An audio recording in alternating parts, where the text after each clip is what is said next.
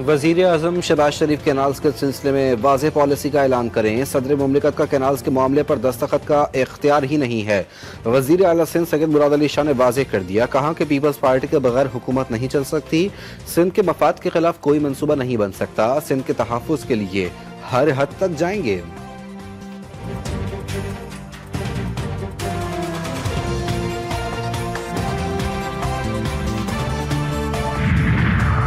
Format बदला लेकिन नतीजा नहीं बदला। T20 सीरीज के बाद कौमी टीम को पहले वनडे में भी शिकस्त। न्यूजीलैंड ने जीत के लिए 345 रन का हदफ दिया। कौमी टीम 271 रन पर ढेर हो गई। बाबर आजम 78, सलमान अली आगा 58 रन के साथ नुमाया रहे।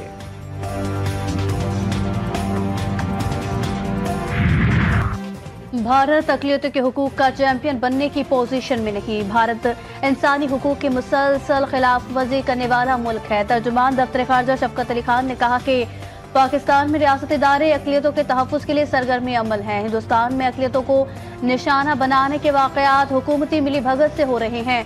भारत हुकूमत अपने जराइम पर पर्दा डालकर दूसरों को बेबुनियाद इल्ज़ाम लगाती है।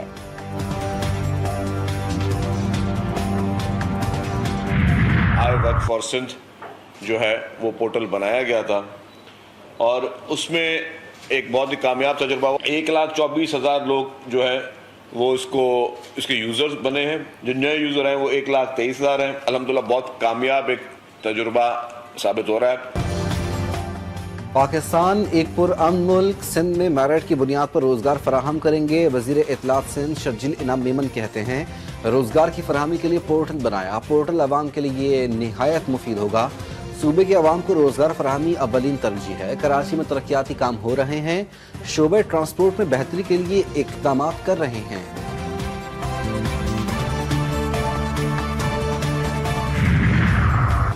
मुस्तफ़ा आमिर कत्ल और मनशियात बरामदगी का केस। मुल्जिम साहिर हसन से मिलने वाला मोबाइल फोन फरेंसी के लिए लाहौर भेज दिया गया। मुल्जिम के साथ ही बाजिल की ट्रैवल हिस्ट्री भी FIA से मांगी जाएगी। मुल्जिम के दीगर साथियों को भी शामिल तफ्तीश करने का फैसला।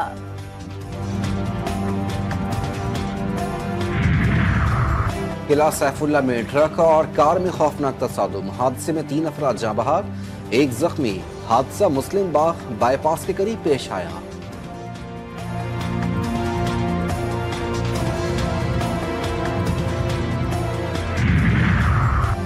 DI खान में दराबन रोड के करीब तेज रफ्तार ट्रक ने 2 भाइयों समेत 3 अफराद को कुचल दिया। पुलिस हुक्काम के मुताबिक लाशों को अस्पताल मुंतकिल कर दिया गया। जाँ बहक दोनों भाइयों की शनाख्त इरफान और सैफ के नामों से हुई। तीसरे शख्स की शनाख्त नहीं हो सकी।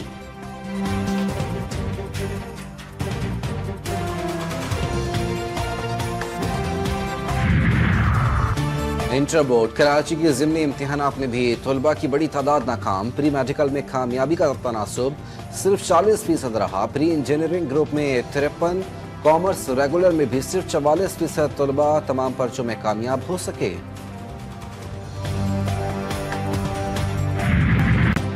अमरीकी सदर की एक बार फिर ग्रीनलैंड पर कब्जे की धमकी। ट्रंप का कहना था कि अमेरिका को आलमी अमन के लिए ग्रीनलैंड पर कब्जा करना होगा। अमरीकी नायब सदर का अहलिया और दीगर हुक्काम के साथ ग्रीनलैंड में अमरीकी फौजी अड्डे का दौरा। JD वैंस ने कहा, अगर अमरीका ने इस खत्ते में क़यादत ना संभाली तो चीन और रूस जैसे ममालिक आगे बढ़ सकते हैं।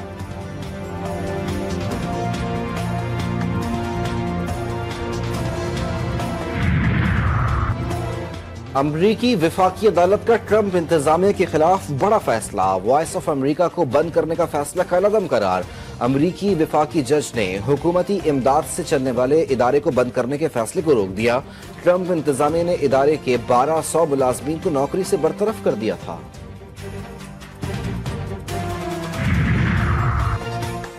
इस्लामोफोबिया के महाज पर पाकिस्तान की एक और बड़ी कामयाबी। जनरल असेंबली में इस्लामोफोबिया से मुताल्लिक करारदाद के लिए इत्तफाक राय हासिल। अक़वाम मुत्तहिदा में पाकिस्तानी सिफारतकार जबरान दुरानी का OIC के रुकन ममालिक और G77 से इजहार तशक्कुर। चीन समेत दीगर शराकतदारों का भी हिमायत पर शुक्रिया। करारदाद के मुताबिक खुसूसी नुमाइंदा बराए इस्लामोफोबिया का दफ्तर 1 अप्रैल से कायम किया जाएगा।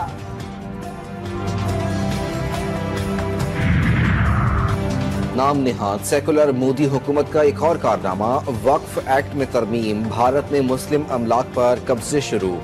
उज्जैन और मध्य प्रदेश में 250 से ज्यादा मकानात, दुकानें और तारीखी मस्जिद मिस्मार।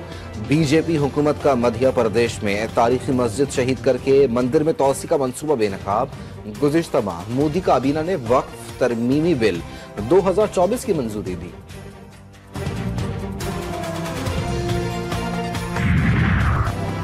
रवा साल का पहला जुज़वी सूरज ग्रहण आज पाकिस्तान और भारत में दिखाई नहीं देगा। माहिर फिल्कियात के मुताबिक सूरज ग्रहण का आगाज दोपहर 1:51 पर होगा।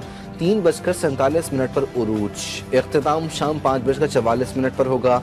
जुज़वी सूरज ग्रहण यूरोप, एशिया, शिमाली अमरीका, जनूबी अमरीका और बहरे ओकियानूस के कुछ हिस्सों में देखा जाएगा। फॉर्मेट बदला लेकिन नतीजा नहीं बदला। T20 सीरीज के बाद पहले वनडे में भी शिकस्त। न्यूजीलैंड ने पाकिस्तान को 73 रन से शिकस्त दे दी। 344 रन के जवाब में कौमी टीम 271 रन पर ढेर। बाबर आजम और सलमान अली आगा की निफ्ट सेंचुरीज भी टीम को जीत ना दिला सकी। बाबर आजम ने 78, सलमान अली आगा ने 58 रन की इनिंग्स खेली। उस्मान खान 39, अब्दुल्ला शफीक 36, मोहम्मद रिजवान 30 रन बना सके। कीवीज की जानिब से डैरल मिचेल और मार्क चैपमैन की जिम्मेदाराना बैटिंग। 199 रन की शराकत कायम की। न्यूजीलैंड को 3 मैचेस की सीरीज में 1-0 की बढ़तरी हासिल। वक्त कम, मुकाबला सख्त। ईद की शॉपिंग में मजीद तेजी आ गई। मुल्क भर की मार्केटों में एक खिड़की तो ब्रश, किसी को चूड़ी, किसी को चप्पल, किसी को मैचिंग दुपट्टे की तलाश। पसंद की ज्वेलरी भी ना मिलने पर हलकान। नौजवान भी बेहतरीन सूट की तलाश में। बच्चों की खरीदारी भी जोरों शोर से जारी। दुकानदारों को सर खुजाने की फुर्सत नहीं। दुपट्टा रंगाई की दुकानों पर भी खूब रश। लड़कियों ने सजने संवरने के लिए ब्यूटी पार्लर्स का रुख कर लिया। लड़कों को भी मुनफरिद नजर आने की फिक्र। ब्यूटी सैलून में डेरे डाल लिए। किसी को बाल संवारने हैं तो किसी को फेशियल कराना है, किसी को थ्रेडिंग तो कोई नाखूनों की तराश खराश। मेहंदी लगाने वाली खवातीन की भी खूब चांदी। मर्दों के हेयर सैलून्स पर भी काफी रश। नौजवानों की बड़ी तादाद बालों की तराश खराश में मसरूफ। ईद अपनों के साथ मनाने के लिए परदेसियों की हवाई इलाकों में वापसी। रेलवे स्टेशन और बस अड्डों पर चहल पहल। कोयटा से ईद स्पेशल ट्रेन 400 से ज्यादा मुसाफिरों को लेकर पेशावर रवाना। बस अड्डों पर मनमाने किरायों की वसूली। मुसाफिरों का गम और गुस्से का इजहार। लंबी दुम वाली बिल्ली की दुनिया भर में धूम। Guinness book of world record में जगह बनाई एक ऐसी बिल्ली ने जिसकी दुम 18.5 इंच लंबी है, जो अब तक रिकॉर्ड के मुताबिक सबसे लंबी दुम है।